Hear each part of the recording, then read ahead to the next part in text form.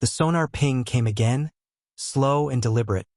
echoing through the steel hull of U-618 like a hammer striking an anvil in total darkness. Corvettenkapitän Hans-Joachim Bertelsmann stood motionless in the control room.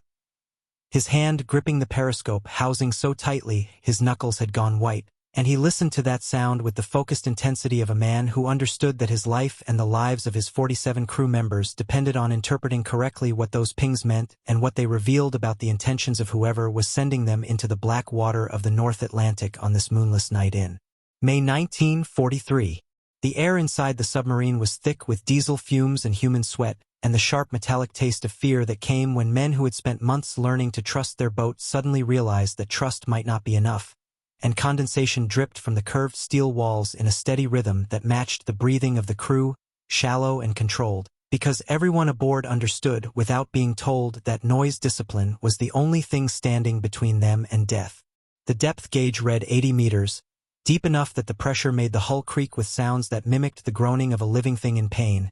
and Bertelsmann knew from experience that they could go deeper if necessary, could push the boat to depths that would make rivets weep and steel plates flex, and every man aboard wonder if the next creak would be the one that preceded catastrophic hull failure. But going deeper would not solve the problem that was developing above them with the mathematical precision of a noose being tightened by someone who knew exactly what they were doing. The pings were not random. They were not the hurried, anxious sounds of a convoy escort passing overhead and hoping to scare away submarines that might be lurking in the vicinity. These pings came at measured intervals, moving in a pattern that Bertelsmann's experienced mind could track even without seeing the surface, and what that pattern revealed made his stomach tighten with a realization that contradicted everything he had learned about American anti-submarine tactics in 2 years of Atlantic combat. The destroyer above them was not protecting merchant ships, was not trying to frighten U-618 away from a convoy, was not even attempting to drop depth charges in the hope of a lucky kill. The destroyer was hunting, methodically and patiently, using sonar to track the submarine's position with a precision that should not have been possible given the limitations of underwater detection equipment that Bertelsmann had been taught about in submarine school, and the pattern of movement suggested that the American ship was not alone but was coordinating with other vessels in a carefully choreographed search pattern that was designed to contain the submarine within a killing zone from which escape would become increasingly difficult as time passed and fuel ran low and battery power drained and the air grew foul with carbon dioxide that would eventually make thinking clearly impossible. A depth charge detonated 500 meters to starboard, close enough that the shock wave made the lights flicker and sent tools clattering from their racks and caused several crew members to stumble against bulkheads. But Bertelsmann noted immediately that the charge had not been dropped directly overhead where a properly aimed attack would have placed it if the Americans were trying to kill them with this particular salvo. The explosion had been deliberate but imprecise, positioned to push U-618 away from one sector of ocean and toward another, and when a second charge detonated 3 minutes later to port at a similar distance, Bertelsmann understood with absolute clarity what was happening. They were being herded like animals toward a predetermined killing ground, moved by explosive force and sonar tracking into a position where multiple destroyers could converge and where the depth charges would eventually find their mark not through luck but through systematic elimination of every possible escape route. His first watch officer, a 23-year-old from Hamburg who had survived 11 patrols and whose hands remained perfectly steady even now, looked at him with eyes that asked the question no one wanted to speak aloud. What do we do when running is no longer an option and fighting is impossible and surrender means prison or death? Bertelsmann had commanded U-boats since 1941. Had sunk merchant tonnage across 3 years of combat operations that had taken him from the coast of America to the waters off Africa, had survived depth charge attacks that had shattered equipment and killed crew members and left him temporarily deaf from the concussive force of explosives detonating close enough to feel like the hand of God reaching down to crush his boat like an eggshell.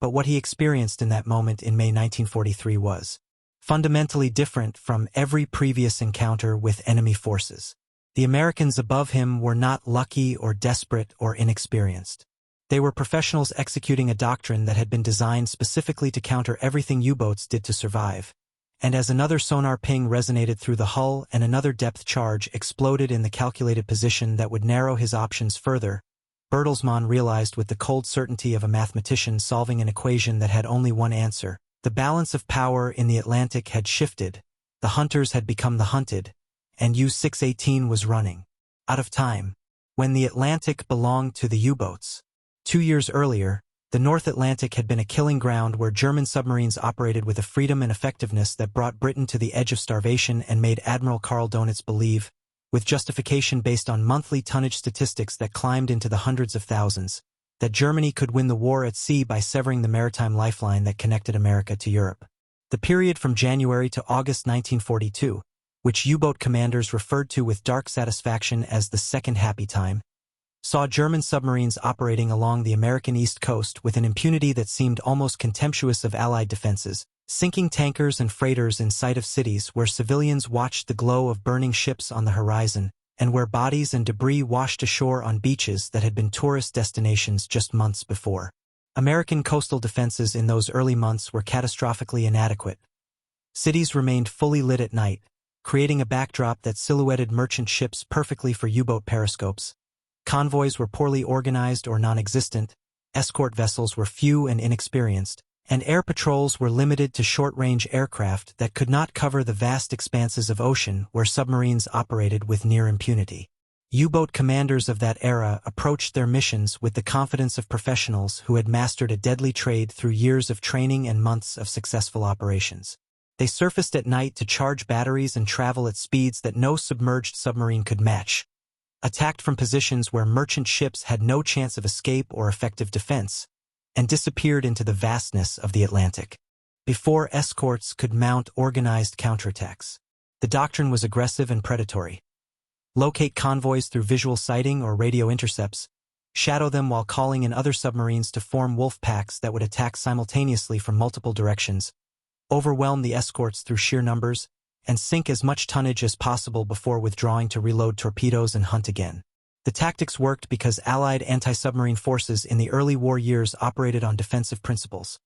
escorting convoys, dropping depth charges on suspected submarine positions, hoping to drive U-boats away rather than destroy them, and defensive tactics against an aggressive, technologically capable opponent who controlled when and where engagements occurred invariably favored the attacker. Donitz calculated that if his submarines could sink merchant ships faster than the Allies could build them, Britain would be forced to negotiate peace or face starvation when food imports stopped and fuel supplies ran dry and the industrial base that supported the war effort ground to a halt from lack of raw materials. The mathematics seemed sound. Each submarine that remained operational sank an average of thousands of tons per month. Construction of new U-boats was accelerating. Training programs were producing crews faster than losses could deplete them, and Allied shipping losses in 1942 exceeded 6 million tons, representing hundreds of ships and thousands of merchant seamen who died in explosions or drowned in frigid water or burned in oil fires that turned the ocean surface into an inferno. U-boat crews returned to French bases wearing white caps that signified successful patrols, received Iron Crosses and promotions and the admiration of commanders who believed they were witnessing the decisive campaign of the war, and when they departed for their next patrol, they did so with the expectation that conditions in the Atlantic remained favorable and that American defenses, while improving, still allowed skilled commanders to operate effectively and return home with victory pennants, flying from their periscopes. But the Atlantic was changing in ways that would not become fully apparent until the killing began in earnest, until the monthly loss statistics that Donitz studied with the attention of an accountant tracking profit margins suddenly reversed and began showing German losses that could not be sustained by any submarine force regardless of construction rates or crew training programs or tactical innovations. The Allies were learning, adapting, integrating British experience with American industrial capacity, and developing a response to the U-boat threat that would transform the Battle of the Atlantic from a defensive struggle for survival into an offensive campaign of systematic submarine destruction that would break the U-boat force and make the Atlantic crossing possible for the invasion that would liberate Europe. The strategic turning point. The fundamental strategic shift occurred when Allied naval commanders, studying loss patterns and operational reports with the benefit of increasingly effective intelligence from code-breaking operations that penetrated German naval communications, recognized that protecting convoys by escorting them across the Atlantic was necessary but insufficient to win the Battle of the Atlantic. Escort vessels traveling with merchant ships could drive away submarines and make attacks more difficult, could force U-boats to submerge and lose contact with convoys,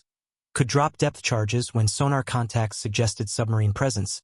but escorts tied to convoy defense could not pursue submarines aggressively or maintain contact long enough to ensure destruction, and a submarine that survived an attack would simply wait until the convoy moved on and then surface to continue hunting. The mathematics of attrition favored whichever side could destroy the other's platforms faster than they could be replaced. And as long as Allied strategy focused on protection rather than destruction, U-boats that survived encounters remained operational threats that would attack again and again until they were finally destroyed by accident or overwhelming force or mechanical failure that left them vulnerable. The solution, developed through hard experience and the integration of British tactical innovations with American resources, was to shift from purely defensive convoy escort to offensive anti-submarine warfare that treated U-boat destruction as the primary mission and convoy protection as the beneficial result of eliminating submarines before they could attack. This required a fundamental reorganization of naval forces, creation of dedicated hunter-killer groups that were not tied to specific convoys but ranged across the Atlantic seeking submarines based on intelligence about U-boat positions and movement patterns,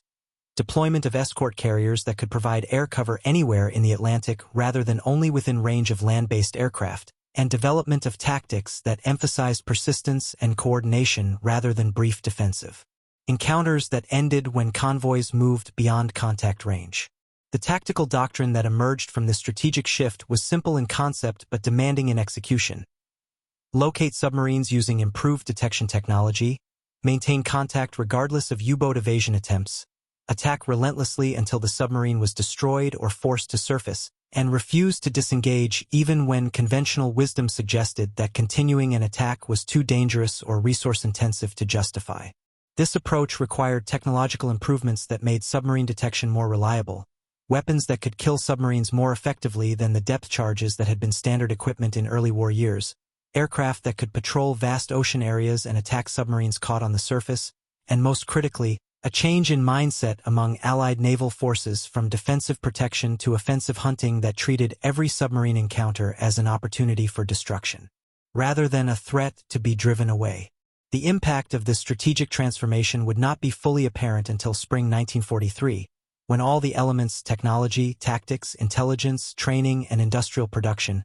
converged to create conditions in the Atlantic that German submarine commanders would experience as a sudden, catastrophic shift from confident aggression to desperate survival, from hunting merchant ships to being hunted themselves by forces that never stopped searching and never gave up once contact was established and never showed mercy to submarines that had shown none to the merchant crews they had killed in the thousands. The tools that changed the war. The technological revolution that transformed anti-submarine warfare began with radar systems that could detect surface submarines at night or in poor visibility when visual sighting was impossible, giving Allied aircraft and surface vessels capabilities that U-boat commanders had not anticipated and could not easily counter. Early U-boat doctrine relied heavily on surface travel at night to charge batteries, move quickly between patrol areas, and set up attacks on convoys, because submarines of that era were actually surface vessels that could submerge temporarily rather than true submarines capable of sustained underwater operations, and commanders assumed that darkness provided protection from visual detection that made night surface operations relatively safe.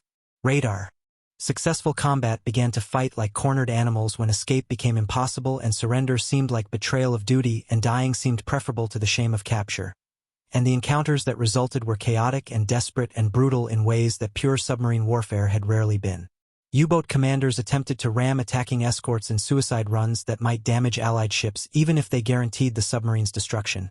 calculating that trading one U-boat for one destroyer escort represented an acceptable exchange when the alternative was dying without inflicting any damage at all on the enemy. Submarines surfaced during depth charge attacks to fight gun duels with escort vessels, manning deck guns and firing at ships that had been hunting them, accepting the near certainty of being sunk by superior Allied firepower because fighting on the surface offered at least the possibility of inflicting casualties or damaging ships before dying, whereas remaining submerged simply prolonged the inevitable and ensured death without honor or impact. Allied escort crews responded to these desperate tactics with equally aggressive countertactics,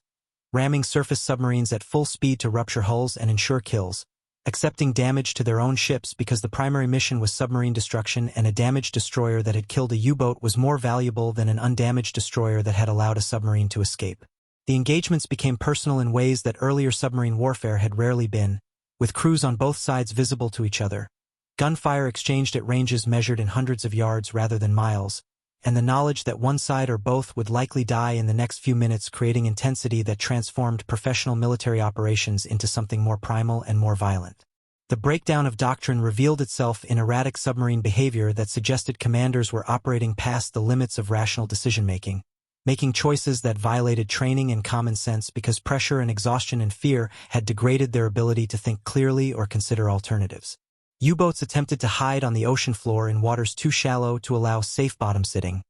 damaging their hulls on rocks or sand and making themselves stationary targets for escorts that could take their time positioning for perfect depth charge runs. Submarines attempted to escape through minefields or into waters too shallow for safe navigation,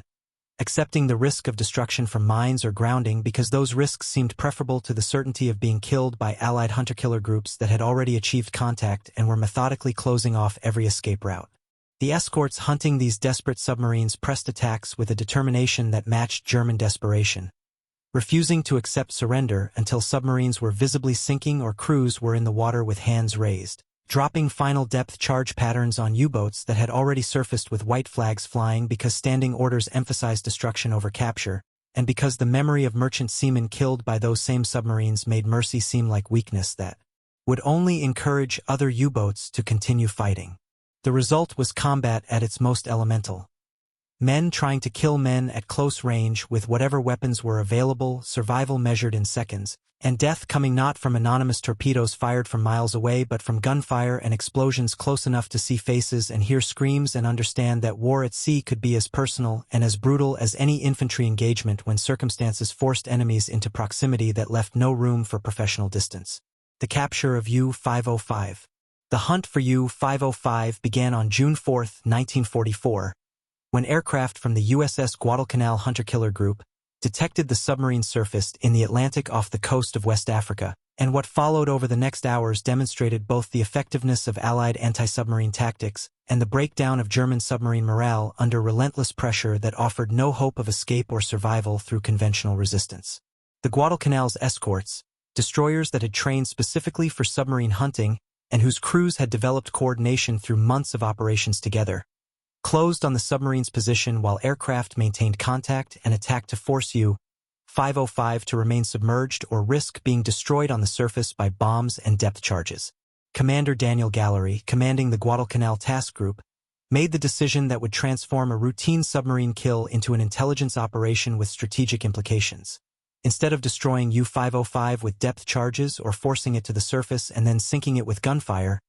he ordered his escorts to capture the submarine intact if possible, seizing whatever documents and equipment and code materials the U-boat carried before its crew could destroy sensitive materials or scuttle the boat.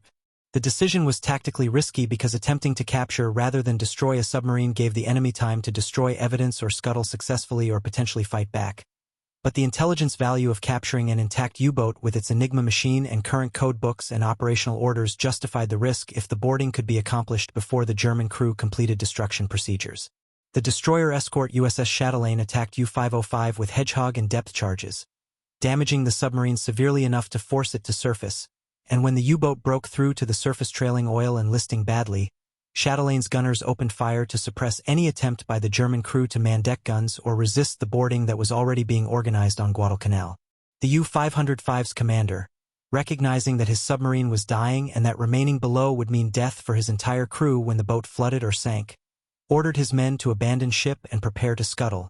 and within minutes German submariners were climbing through the conning tower hatch and jumping into the ocean while their boat settled lower in the water and prepared to make its final dive. The boarding party from Guadalcanal, volunteers who had trained for this possibility, but who understood that entering a damaged, potentially sinking submarine that might still contain armed enemy crew members was essentially volunteering for death if anything went wrong,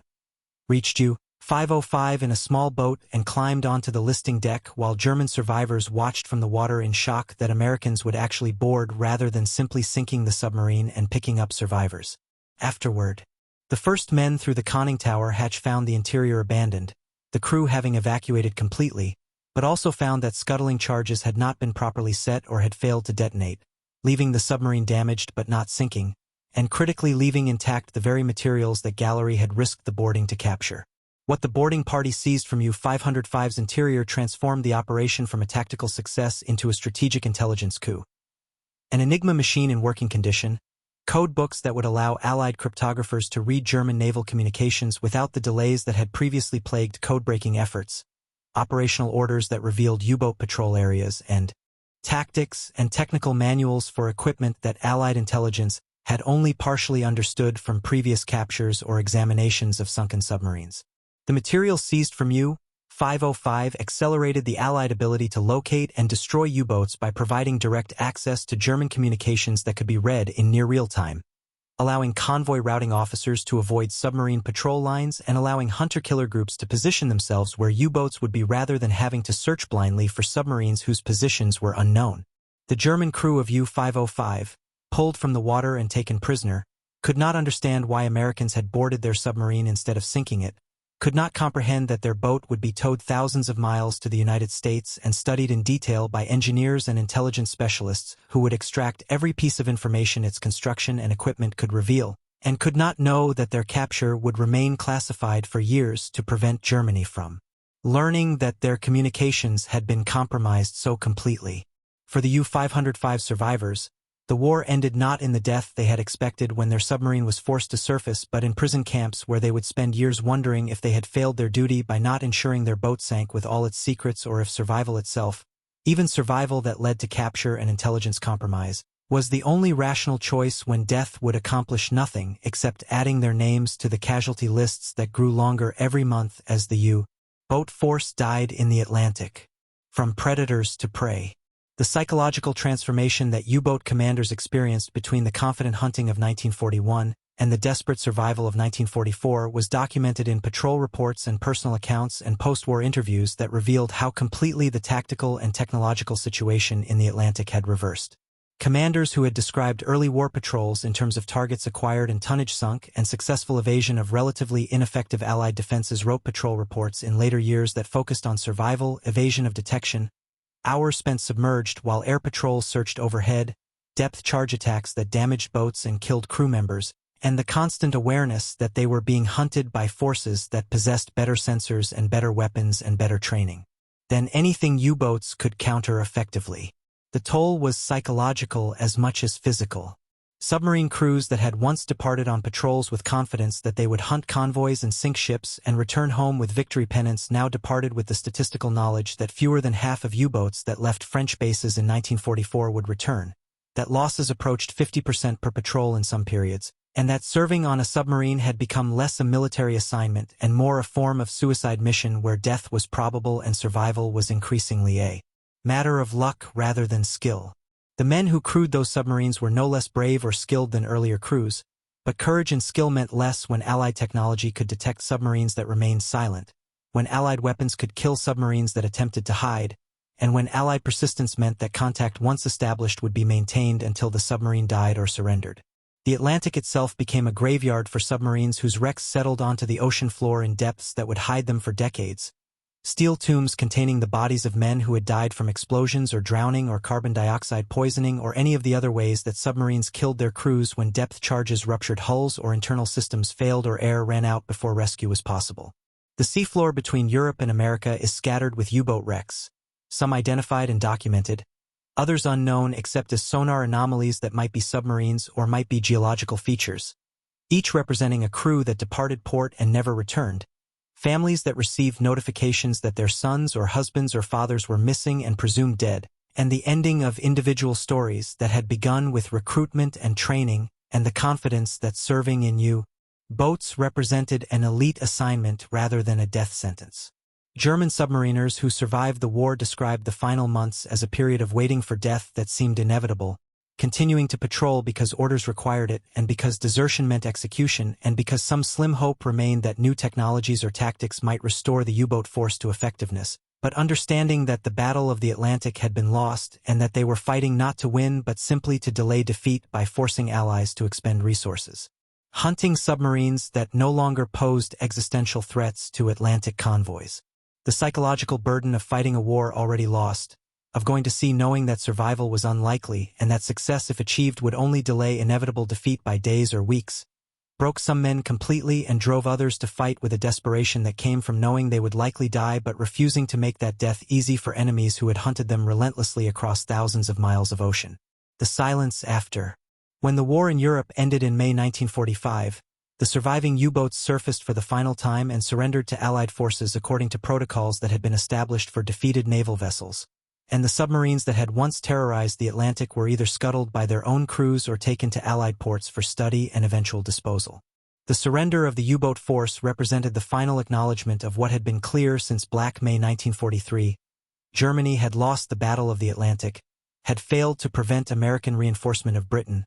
had failed to starve Britain into submission, and had lost the submarine force that was supposed to provide strategic advantage in a war that would ultimately be decided by the successful Allied invasion of continental Europe that U-boats had been unable to prevent. The Atlantic returned to commercial shipping, to peacetime traffic that traveled routes U-boats had once patrolled, to merchant vessels that no longer zigzagged or traveled in convoys or maintained radio silence or posted lookouts to watch for periscopes breaking the surface. The silence that settled over the Atlantic was the silence of war's ending,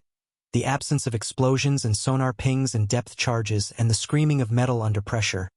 But beneath that silence lay the wrecks of hundreds of submarines and thousands of merchant ships, the graves of submariners who had died hunting and merchant seamen who had died being hunted, the physical evidence of a campaign that had killed tens of thousands and consumed resources that both sides could barely afford, and ultimately determined the outcome of the war by proving that sea lanes could be kept open despite Germany's best efforts to close them. The lessons learned in the Battle of the Atlantic influenced naval warfare for generations after: the importance of persistent anti-submarine operations over passive convoy defense, the value of integrating technology with tactical doctrine, the necessity of adaptation when enemies developed counters to existing capabilities, and the reality that war at sea remained as brutal and unforgiving as war on land despite the professional distance that naval combat sometimes created. The U-boat commanders who survived wrote memoirs that tried to explain what it had been like to fight in submarines when the balance shifted from hunting to being hunted,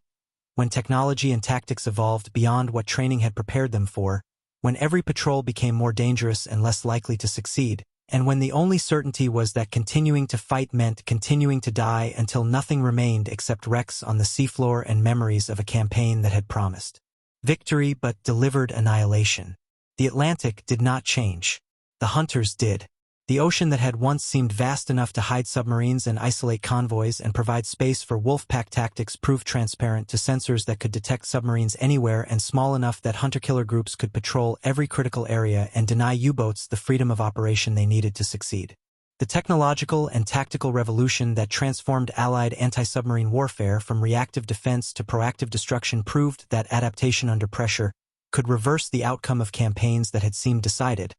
that persistence could overcome initial disadvantages, and that the side that learned faster and integrated technology more effectively would ultimately prevail regardless of which side appeared dominant at the war's beginning. The U-boat force that had terrorized the Atlantic and brought Britain to the edge of starvation died in the same waters it had hunted, destroyed by enemies who had learned to fight submarine warfare better than the submariners themselves, and the silence that followed was the sound of a battle definitively won, and a threat permanently eliminated, and an ocean returned to peace after years of violence that had made survival itself seem like victory.